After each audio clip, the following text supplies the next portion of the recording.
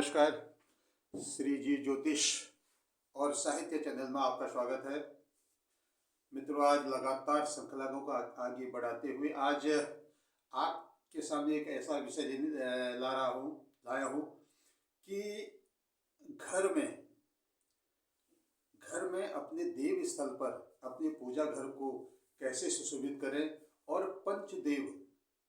पंचदेवों की स्थापना, पंचदेवों का स्थान कहाँ कहाँ पर है वास्तु के हिसाब से, उसके बारे में आज हम चर्चा कर रहे हैं।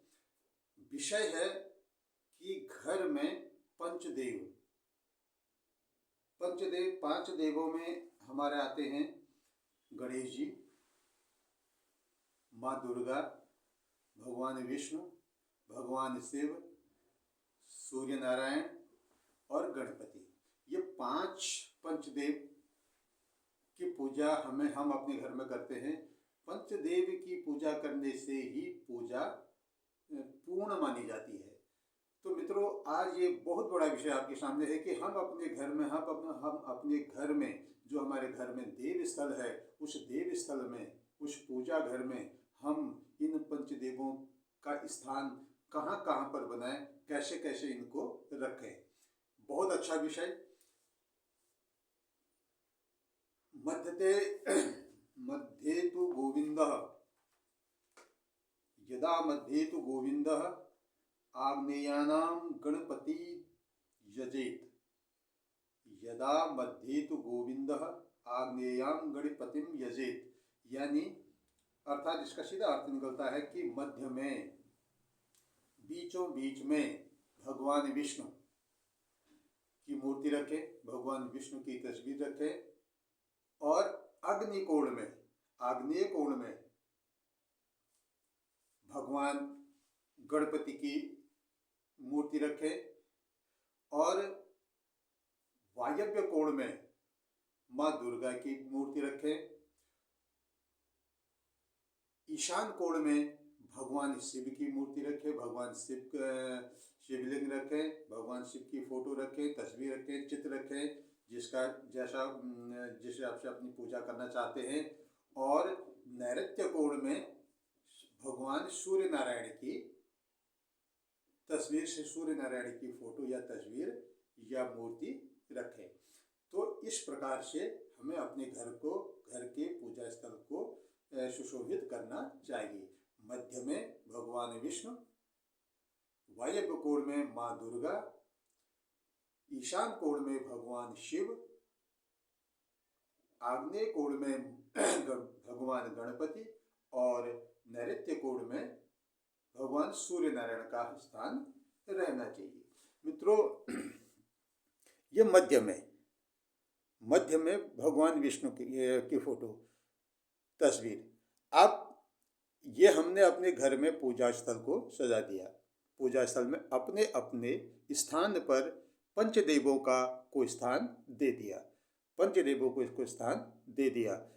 विष्णु जी, भगवान विष्णु को, भगवान शिव को, माँ दुर्गा को, भगवान सूर्य नारायण को और गणपति भगवान को, इनको दे दिया। दिशा मैंने आपको इसमें दिशा भी दर्शा रखी है कि ये पूर्व दिशा, हमारे सामने देवस्थल है, तो इस ओर को पूर्व की दिशा हुई, इधर पश्चिम की दिशा होगी, ये उत्तर की दिशा होगी, ये दक्षिण की दिशा होगी। इसी क्रम से इसको अच्छी तरह देख लीजिएगा, इसी क्रम से। और मध्य में भगवान विष्णु। तो इन दोनों के बीच, अब यहाँ पर तो हम कोने में तो रख नहीं सकते, तो इन दोनों के बीच अर्थात दक्षिण और पूर्व के मध्य का जो कोण है उसे हम आग्नेय कोण कहते हैं।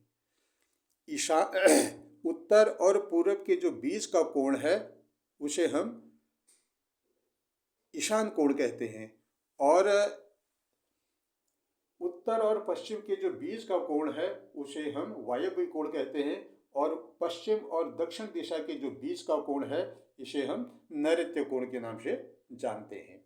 तो इस प्रकार से इन कोणों की दिशा की हम अगर वैसे भी नहीं समझ पा रहे हैं, पहले तो मैंने आपको बड़े बोर्ड के माध्यम से अच्छी तरह समझाने का प्रयास किया है। उसके बाद ये भी दर्शाया गया है कि ईशान कोण कहाँ है। अब हम कंफ्यूज न रहे, संशय में न रहे, तो उत्तर दिशा और पूर्व दिशा के बीच का जो कोण ये ईशान कोण हो गया। दक्षिण दिशा और पूर्व दिशा के बीच का जो कोण है वो आग्नेय कोण हो गया। पश्चिम दिशा और दक्षिण दिशा के जो बीच का कोण है वो नैऋत्य कोण हो गया। और उत्तर दिशा और पश्चिम दिशा के जो बीच का कोना हो गया वो वायव्य कोण हो गया। तो इस प्रकार से इन कोणों को देख करके इसी तरीके से पंचदेवों की स्थापना हमें करनी चाहिए। ये रहा पंचदेवों की स्थापना का, कि हमें अपने घर में देवस्थल पर कैसे अपने पांचों देवों का कोई स्थान दें और उनकी पूजा करें। अब प्रश्न उसके बाद विषय आता है कि भगवान विष्णु, गणपति से ले लेते हैं। भगवान गणपति ये मोदक प्रिय है, इनको कैसे प्रसन्न करें हम?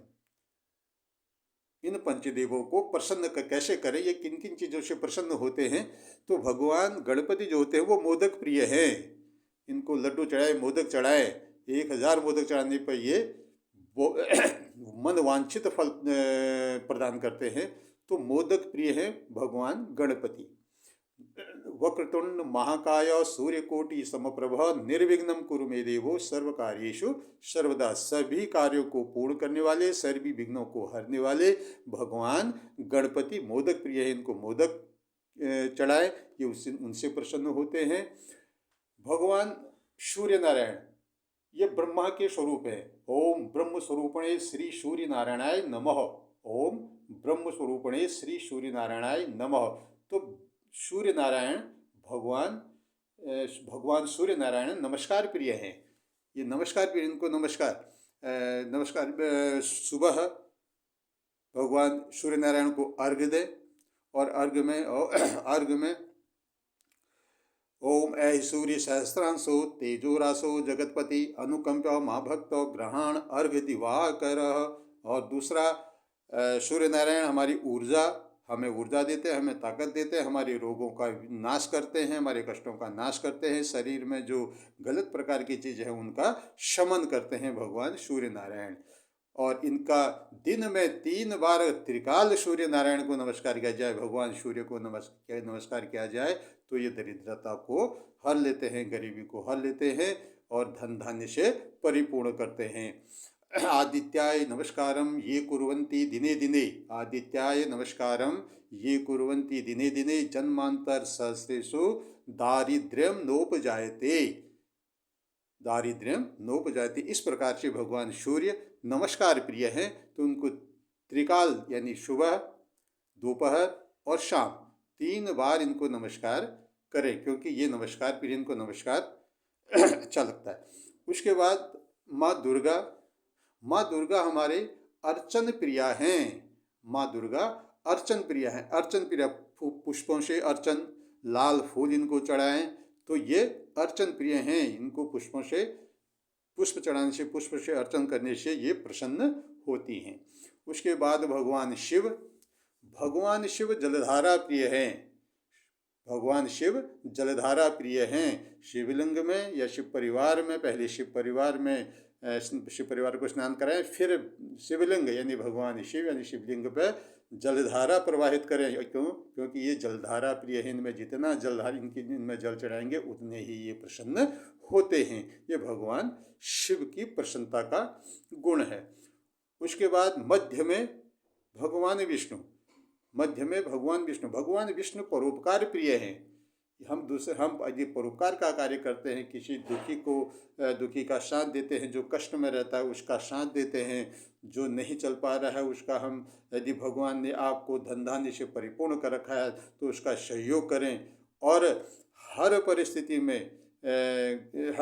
में कष्ट में जो व्यक्ति है, दुख में जो व्यक्ति है, विकलांग हैं, कई प्रकार के रोग हैं, कई प्रकार की स्थितियां हैं, शारीरिक, मानसिक, आर्थिक, तो इस प्रकार से यदि हम उनकी सहायता करते हैं तो इससे भगवान विष्णु प्रसन्न होते हैं, इससे भगवान विष्णु प्रसन्न हो जाते हैं। इस प्रकार से आज मैंने जो आपके सामने डिजाइन किया है पंचदेवों का, घर में पंचदेव स्थल कैसा होना चाहिए, पंचदेवों की स्थापना कैसे कैसे करनी चाहिए, ये आपके सामने आज हमने बहुत बड़ा विषय, बहुत अच्छा विषय, जिससे हमें पूजा का, हमारी आराधना का, हमारी साधना का पूर्ण फल हमें प्राप्त हो और हम अपनी पूजा में हमें संतुष्टि का कारक हम बने रहें।